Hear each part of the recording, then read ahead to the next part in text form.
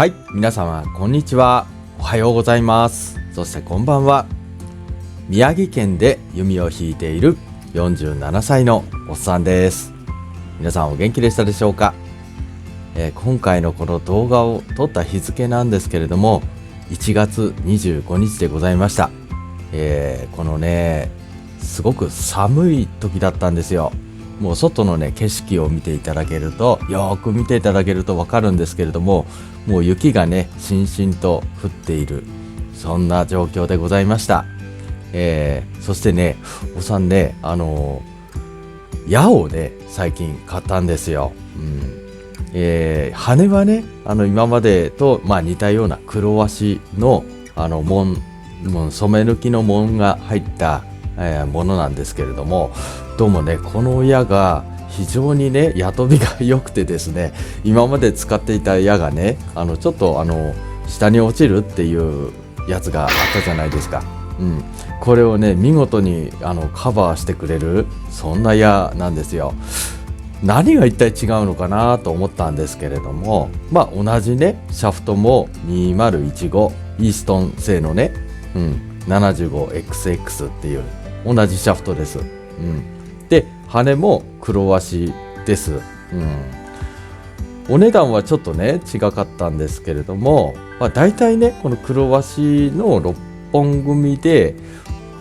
だいたいどうなんだろうな、ものにもよるんでしょうけど、私の場合は25,500円でございました。結構な出費なんですけれども、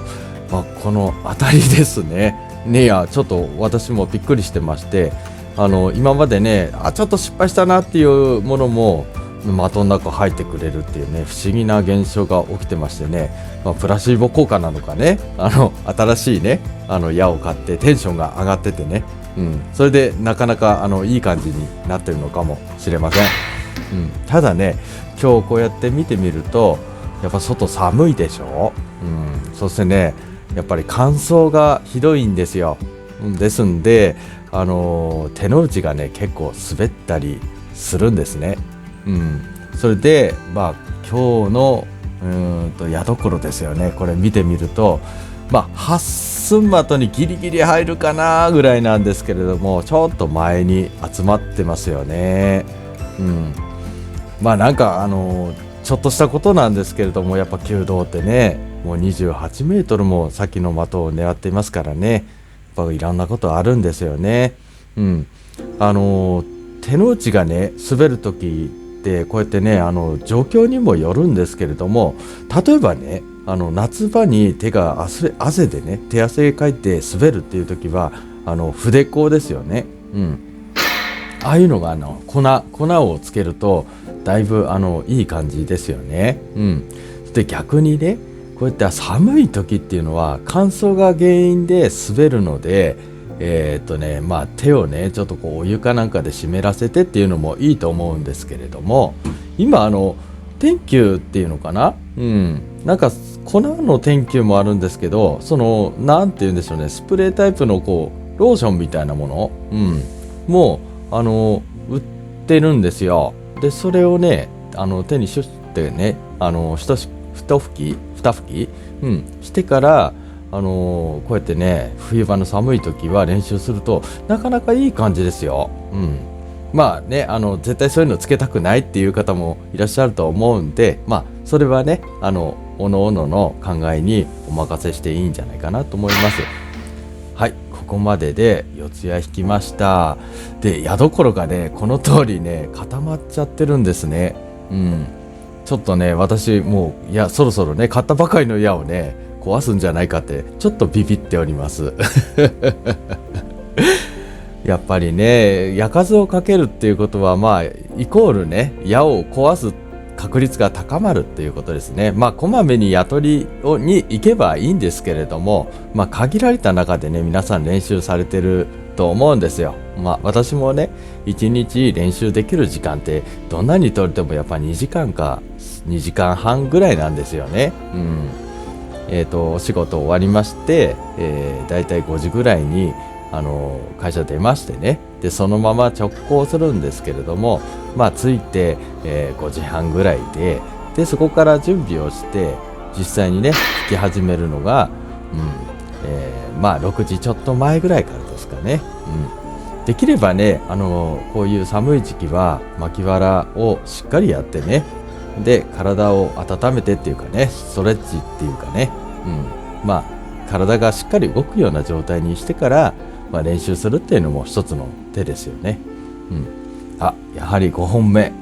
やっぱりねこういつも私が抜くところですね、5時とかこう4時ですね、前矢が出てちょっと下方面に飛ぶっていう感じですね。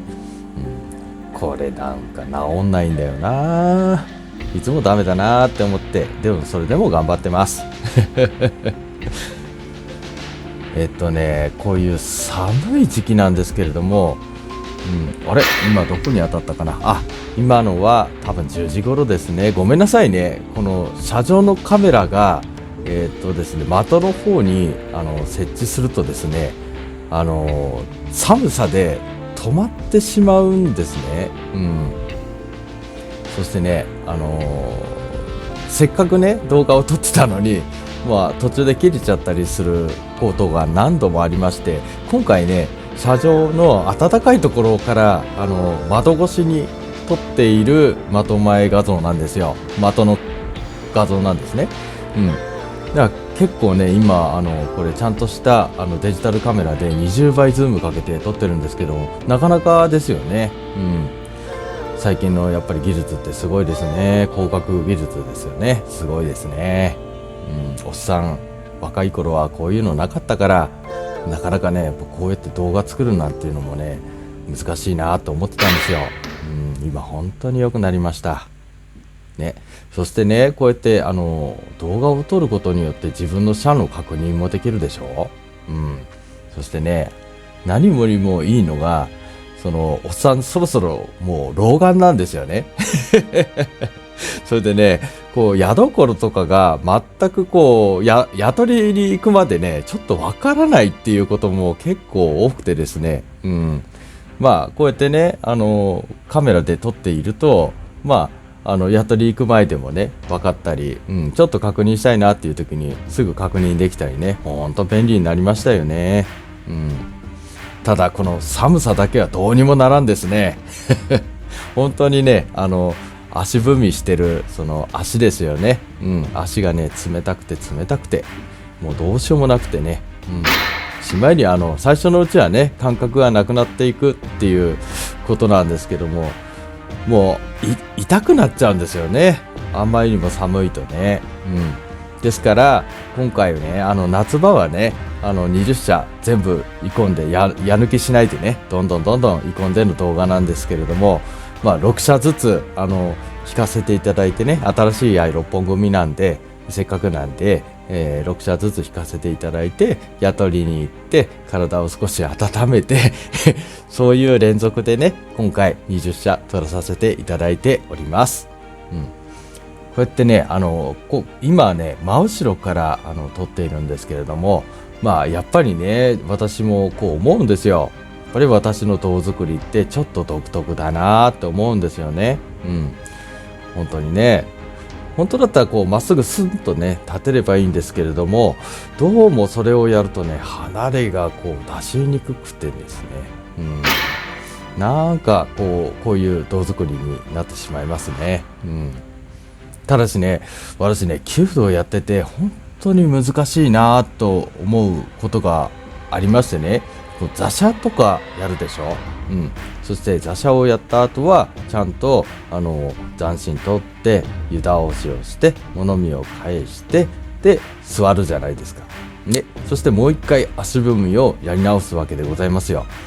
その時に私はね武者系じゃなくて霊者系なんで、的にね左足を踏み開いた後にちょっとこう右足を扇状に開いてピタッと合わせなければならないんですけれども、本当に足踏みっていう動作ですか、これ難しいですよね。何回もね合わない日はねもう何回も練習しないとピタッとねまっすぐにね足開けないんですよ。こう見てないからね、本当自分の感覚だけでやらなきゃならない作業なんで、やっぱりこの辺っていうのは本当に難しいなって思います。でもねうまく広げられた時っていうのは、胴作りもねきっちりしてブレずにね、離れなんかも見事に最後の離れ斬新までしっかりつながるっていう感じして、なんか満足でいられる、そんな感じがしますね。この角度から撮るっていうのはあんまりないんですけれどもね、車検もよく見えないですし、どっちかというとね胴作りの状況がよく見えてるっていうだけですよね。でもね弓道ね、初心者に近い方々よくね見ててください。この離れの時に体がぶれないっていうところは参考になると思います。そこだけはね、こうやってね胸を開いて後ろにバーって開いちゃうとタイミングが合わないとやってね本当に飛んでいかないっていうかね、思ったところにね矢所がね行ってくれないんですよ。なかなかこういう胴作りっていう部分ですか、こう動かさないとね、動かさないんだけれどもしっかり最後ね伸び合ってないと離れがねこうブレちゃったりしてね、体までこうブレてしまったりするんでそこの辺ですよね。本当に弓道ってね奥が深くてね面白いですよ。ね、ちょっとねおっさんもね当たってきて調子よくって何やってんだお前調子に乗ってなんてねそういう時もあるんですけれども、そういう時こそね集中してね、自分の動作間違ってないかなとかね、そういった確認をねしながらね、今ねほらこうやって見ると前にね抜いてもうギリギリのところにね外黒の前か外の白のところにね入ったりしてねこうやってねちょっと緩んだりするとね気がこうまたね気を締め直すっていう感じでね、おさん頑張ってますね、ここまで12射で2本抜いてしまいましたね。どっちも、一応4つ矢単位では1本目ですね。これ良くないですね。こういうのを弓道用語で根性なしって言うそうですね。あとね今日ちょっと風が強くてね、こうやって幕がね後ろに押されてねこう暗くなっちゃったりするんだよね。もう暗くなっちゃうとおっさん的見えないのこういう時大変ですよ。でもねあんまりね的にとらわれずにね、そういう時は一旦ね落ち着いてもう一度こう伸び合ってね、もう一回詰め合いからやり直してもいいですし、それあんまりやりすぎてると回がまたね異常に長くなってしまうので、そこは気をつけなきゃならないところですよね。こう第3いったら肘にしっかり弓の力がね乗っかっているかっていうのを確認しながらこう胸を開きながらこう引いてくるわけです、ね。胸を開くって言っても背中でぐーっとねギューッと絞っていくわけじゃなくてね、こうどんどん広げていく、どんどん広げていって、その延長線上に的があって、じゃあ勝手とね的方面に弓では伸ばし、目手は的と反対側の方にストンと伸ばすね。今のはちょっと失敗したなでも矢所いいところに飛んできましたねこんなもんなんですよ。でもね一本一本はね大切に、引いておりますね。そういうところが大事だと思いますね。一社一社にそんなにですよ、一喜一憂は反省すべきであると思うんですけれども、あんまり一喜一憂はするべきじゃないとおっさん考えております。なんでかっていうとそうですね、一社に集中することがその大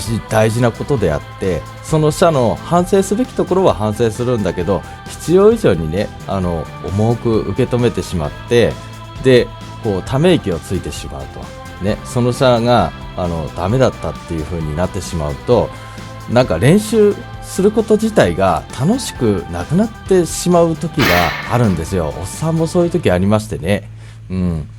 そうするとねもう弓の練習自体がこう意味のないものに感じてきてしまって、そうすると楽しくないんですよ。やっぱね弓は楽しんでやるべきものだと私は考えております。ね、試合とかでそういうのでね一生懸命当てなきゃならない立場にある選手ね、皆さんそういう選手もいらっしゃるでしょ。高校生、中学生、大学生なんか特にね、一般でもそういう方いらっしゃいますよ。そういう境遇にねある方っていっぱいおられるのを私知ってますし、それでもね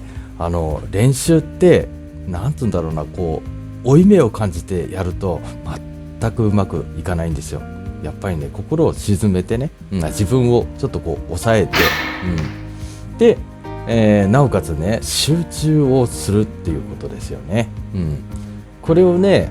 しっかりやっていればとりあえず離れで緩んでしまったりね、こう迷ってなんかぶっ飛ばしてしまったりとかね、いろんなことが起きるんですよ。悩んでしまう、ためらってしまうとね、離れでめちゃくちゃになっちゃうっていうことがよくあるんですよ。それはどういうことなのかっていうと、会に入ってね詰め合いをしてしっかり肘の位置とか肩の位置とか体の上下に伸び合ってるとか確認するんですけれども、そこから伸び合いもするんですよ。だけど的を見て離そうとする瞬間にピクッとねこう緩んじゃうんですよね。ですので離れが結局は一斉のせって離してるようなそんな感じになってしまって、爆発してしまうというかこう暴れてしまうようなそんな離れに、